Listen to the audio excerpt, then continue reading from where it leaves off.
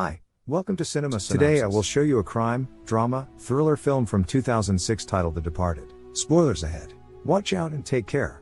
Some years ago in South Boston, crime is rampant and Irish-American mob boss, Frank Costello, narrates that he prefers being the architect of his environment and that you have to take what you want in life. He goes to the Park Cafe to collect money from the owner and runs into Colin Sullivan, a teenage American boy of Irish descent who lost his parents and lives with his grandmother. Frank buys Colin groceries and a comic book and gives him some money. He asks Colin if he does well in school, and when Colin confirms that he does, Frank tells him to find him if he ever wants to earn some extra money. It doesn't take long for young Colin to start working on cars for Frank while learning about his life philosophy and becoming a sort of a protege. Frank tells Colin that people who cross him or try to tell him what to do meet their demise. Fast forward to the present day where Colin is all grown up and in training at the Massachusetts State Police Academy. After his graduation ceremony, he notices Frank's car pull up in the street and heads over. In the car, Frank gives Colin a graduation gift and tells him he earned it. Colin is now officially Frank's mole inside the police. While Colin is busting down doors and running raids in the police force, Billy Costigan, an American guy with Irish roots, is still in training at the State Police Academy.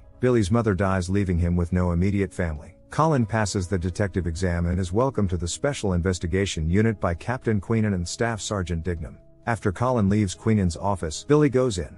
Billy is grilled about his family connections in South Boston, specifically his uncle Jackie, who was a small-time mobster and bookie before he was murdered. They aren't convinced that Billy should be a cop, but they offer him a huge tax-free bonus to go undercover and infiltrate the mob so they can catch Frank Costello. Captain Queenan tells Billy that he'll have to plead guilty to assault charges and do jail time followed by probation and a court-ordered shrink to sell his undercover identity, and Billy accepts. Billy is released after 4 months in prison and goes to his Aunt Kathy's house. He tells his cousin Sean that he got insurance money when his mother died and wants to use it to buy and sell drugs for profit. He assures Sean that he's not a cop. The two of them drive around at night and do drug deals. They go to a bar where Sean strikes up a conversation with Mr. French, Costello's right-hand man, and a few other guys. A man at the bar insults Billy for ordering his favorite drink, cranberry juice. He overreacts on purpose, hoping to catch Mr. French's attention, and smashes a glass over the guy's head.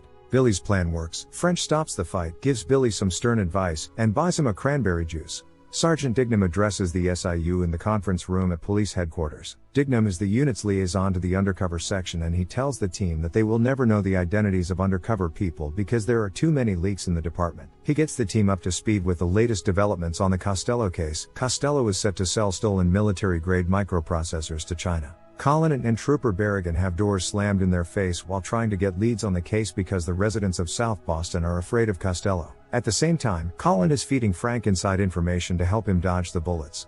Colin meets Madeline, the police psychiatrist, in an elevator. He tells her that he knows who she is and that he's a state trooper but also studying for a law degree. When Madeline gets off the elevator, Colin prevents the door from closing. He makes it clear that he won't stop trying until she agrees to have dinner with him. She is flattered and hands him her business card. Billy is eating breakfast at the Park Cafe while two Italian-American gangsters threaten the Pakistani owner over outstanding debt. Billy beats them up to strengthen his resume as a hardened criminal. He takes them down swiftly but breaks his hand in the process and leaves the cafe.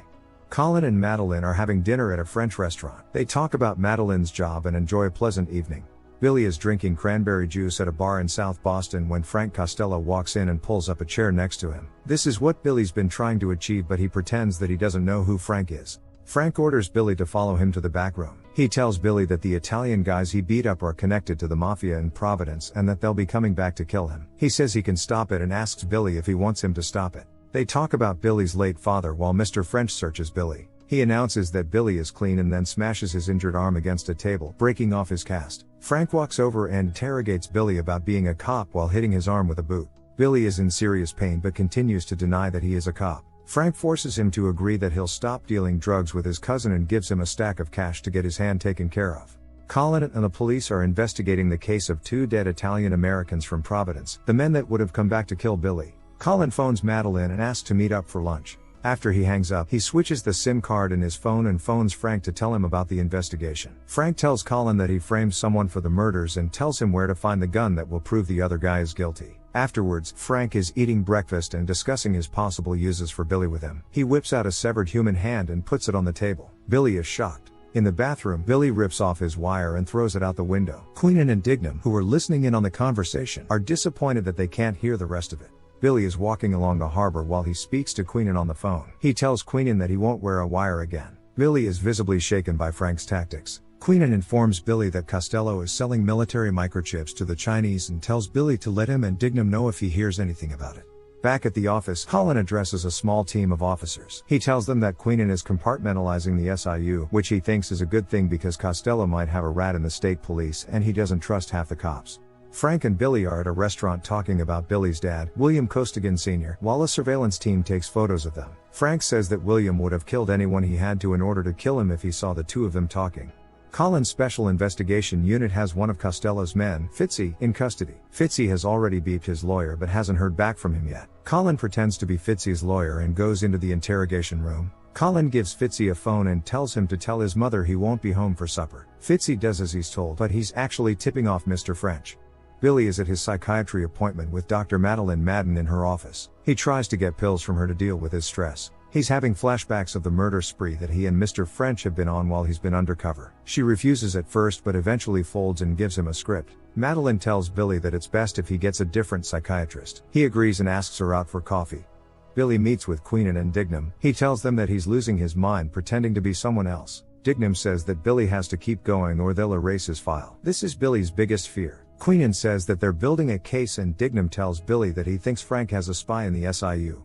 In an office, Captain Ellerby is addressing the task team about an operation that's about to go down. They are surveilling a warehouse where the sale of the microchips is going to take place. Colin is caught off guard by this. Ellerby reiterates to the team that Frank Costello is the man that they want to get. Colin tips off Costello. In the warehouse, the deal goes off as planned and the police don't get the evidence they need due to a blind spot in their surveillance. Billy phones Dignam and tells him that he's positive that there's a rat in the SIU because Frank knew everything. He tells Dignam to smoke the rat out. Billy, who is looking more stressed by the minute, goes to a cafe to have coffee with Madeline and she tells him that she's already in a serious relationship. One day, Billy is roughing up a robber in his home for not giving Frank a share of the money. Afraid for his life, the robber divulges that Frank is an FBI informant and that's why his crew never gets caught. Billy is shocked by this and later tells Queenan about it. Billy and other members of Costello's gang are summoned to a warehouse to complete paperwork with their personal details. They're told to put their forms in the same envelope labeled Citizens Trust. Billy fills out his form, labels the envelope, and leaves. He goes to Madeline's apartment where she is busy packing boxes because she is moving in with Colin. Billy and Madeline talk, kiss, and make love on her bed. Frank and Colin meet up in a movie theater, where Colin receives the envelope and leaves. Billy has been watching from a dark row all along but hasn't seen Colin's face, so he follows him out of the theater and through downtown alleys. Colin gets suspicious and ends up knifing a restaurant employee who is taking out the trash. He manages to lose Billy in the confusion. Colin and Dignam run into each other at police headquarters and they exchange harsh words. Dignam accuses Colin of being a rat and Colin yells at Dignam that he needs the identities of his undercover agents. Later at home, Colin tells Madeline that if he wasn't a state trooper he could finish his law degree in a year. He also contemplates moving to another city, which Madeline says wouldn't be a bad idea. Alone in his office, Colin opens the envelope that Frank gave him and begins searching the names on the computer, but finds nothing. He realizes that he will find the mole if he follows Captain Queenan, so he puts him under surveillance. At a bar, Costello has rounded up a team of new guys and tells Billy he can have the night off because he's using the new crew tonight. Billy leaves the bar and phones Queenan. He tells him that Frank is moving drugs with all new guys, but that it might be disinformation. A bit later, Frank phones Colin and asks him if he's heard anything about drugs or new guys. Colin says no and tells him to relax because he would have heard about it if someone in the department knew. Costello hangs up and tells Mr. French that Billy's not the rat. Colin is on the phone with one of the detectives tailing Captain Queenan, who follows him into an abandoned building. On the rooftop, Billy tells Queenan that Frank has dope coming in but he doesn't know where. He says that Frank is getting spooky, that he just saw him and he had blood all over his hands. Billy reiterates that Frank is losing his mind. He gets very agitated as he tells Queenan that Frank is going to kill him when he finds out who he is. Queenan can see that Billy is getting desperate. He apologizes to Billy for the trouble and promises to get Billy out. Meanwhile, Colin phones Frank and tells him that he has the mole and that Queenan is meeting with him right now. He gives Frank the location and Frank sends his crew to deal with the mole. Delahunt, one of Frank's crew members, phones Billy and tells him that they found the rat and gives Billy the address. He tells Queenan that he was followed by Costello's people and they hurry to the door on the rooftop. The surveillance unit pulls up in a car outside the building, just as Costello's men are getting out of a van with loaded guns. The detectives assume that Queenan must be meeting with Costello's crew and inform Colin over the radio. Colin tells them that Queenan must be their guy. Billy and Queenan are heading down the staircase but it's too late. Frank's guys are already coming up. Queenan tells Billy to take the fire escape while he stays behind. Outside, Billy is scurrying down an alley when Queenan lands on the road right in front of him. Costello's crew exit the building as Billy is hunched next to Queenan's dead body. Fitzy yells at Billy for being late and orders him to get in the van. One of the detectives gets out of the car and shoots Delahunt in the stomach, which prompts all the detectives to open fire. Fitzy fires back at the detectives and wounds one of them in the shoulder. Costello's men quickly get into the van and drive away. At the police station, Captain Ellerby is questioning Colin about why Queenan went into the abandoned building. Dignam asks Colin why he was having Queenan followed in the first place, to which Colin replies that it's internal investigations business. Dignam starts punching Colin until Ellerby and the rest of the men break them up. Colin tells Captain Ellerby that he has reason to believe that Queenan was killed by his own undercover guy. Dignam yells that it's a f***ing lie. Colin demands access to Queenan and Dignam's locked files, so Ellerby tells one of the cops to work with the tech guys to gain access to the files and instructs Dignam to take a leave of absence, but he quits instead. Frank's crew is taking stock of what happened at an empty bar. Fitzy asks Billy where he was, which leads to a heated argument. Delahunt summons Billy to the couch that he is lying on. He tells Billy that he gave him the wrong address when he called him, but Billy showed up at the right one. Billy reaches for his gun as Delahunt grabs his arm and asks him, "Tell me why I didn't tell nobody?" Before drawing his last breath. Billy realizes that Delahunt was also an undercover cop. He gets up and declares that Delahunt is dead as he leaves the bar. Billy is sitting on a bench, waiting for Madeline outside her office building. Madeline walks up to him. She can see that he's troubled and strokes his hair as he leans into her. Madeline steps back and tells Billy that she can't be a friend to him. She says she's sorry and walks away sadly. Billy sighs with disappointment. Colin is alone at police headquarters. He takes Queenan's phone off an evidence table and dials the last number called. Billy is unsure whether or not to answer his undercover phone when it begins vibrating. He answers but doesn't say anything. Neither does Colin. Billy hangs up and packs a bag. He phones the number back and asks who he's speaking to. Colin says that he's Sergeant Sullivan and that he's taking over Queenan's unit. He says Dignam is on a leave of absence and asks Billy to come into the station. Billy hangs up again. Colin goes back to the table containing evidence and reads Queenan's notebook. He is thrown by an entry about Costello being an FBI informant, a fact that he was completely unaware of. Frank and his crew are en route to a warehouse to pick up drugs when he gets a call from Colin warning him that he's being tailed by 2 cars. Frank yells at Colin to get rid of them. Colin says, "All right," and hangs up. He heads over to the surveillance office and tells Ellerby that he spoke to Queenan's undercover informant and he knows where Costello is going.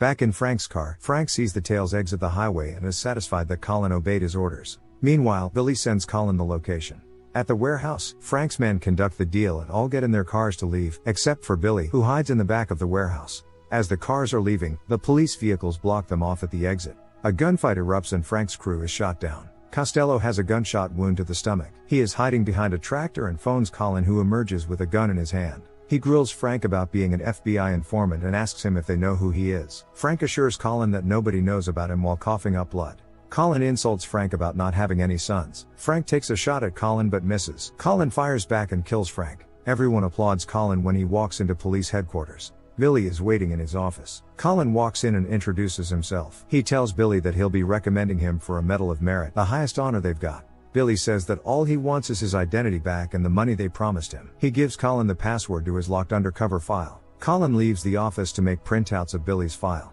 While he's out, Billy notices the envelope labeled Citizens Trust underneath a pile of papers on Colin's desk. He realizes that Colin is the mole and leaves. Colin goes back to his office but Billy is gone. He sees the envelope on his desk and understands that Billy knows who he is, so he deletes Billy's file from the police database.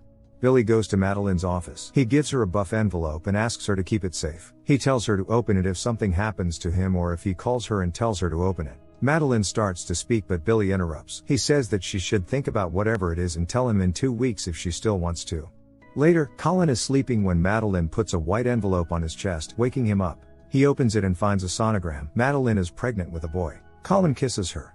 Moments later in the living room, Madeline is sorting through the mail and finds an envelope from Billy addressed to Colin. She hears Colin getting into the shower, opens the envelope, and pulls out a CD labeled, "Play Me Now." Billy's number is also written on the front cover. She listens to it with headphones on. It's a conversation between Frank and Colin that proves Colin is Frank's mole. Colin comes out of the bathroom and Madeline puts the recording on speaker so Colin can hear. She leaves the room and slams the door. Colin phones Billy, who tells him that Frank recorded everything and gave it to his lawyer for insurance. Billy says that Frank's lawyer gave it to him because Frank trusted him more than anybody. Colin asks Billy what he wants. Billy says he wants his identity back. He gives Colin his location, the abandoned building where Queenan died. As Colin steps onto the rooftop, Billy emerges with a gun and orders Colin to put his hands up. He handcuffs Colin, takes his gun, and tells him he's arresting him. Colin tries to talk his way out of it with no luck. Billy doesn't believe any of his lies. Colin tells Billy that no one is going to believe him because he erased his police file and identity. Billy punches him in the face 3 times and Colin falls to the floor. As Billy picks Colin up, Trooper Brown bursts through the rooftop door and points a gun at them. Billy phoned Trooper Brown because he's one of the few people that know him. They were in police training together. Billy tells Brown that he's the one that called him, while Colin tells him to shoot Billy. Since Colin is a sergeant, Brown tells Billy to drop his weapon. Billy screams that Colin is Costello's rat and that he has evidence to prove it. He takes Colin downstairs in an elevator. When the doors open, Billy gets a bullet right between the eyes. Verrigan tells Colin that he's also one of Frank's moles. While he's uncuffing Colin, Trooper Brown comes off the elevator and sees Billy's body lying on the floor. Verrigan shoots Brown and tells Colin that Frank was going to give them up to the FBI. He hands Colin the gun and Colin shoots him in the head. At police headquarters, Colin feeds the department a story that Trooper Berrigan killed Billy and Trooper Brown before Colin was able to shoot Berrigan and that he was Costello's rat. He recommends Billy for the Medal of Merit. Billy receives a ceremonial police funeral. Madeline and Colin are both in attendance but stand on opposite sides of the casket. Madeline is crying and visibly upset. After the funeral, Colin tries to speak with her by asking about the baby, but Madeline walks right past him without blinking an eye.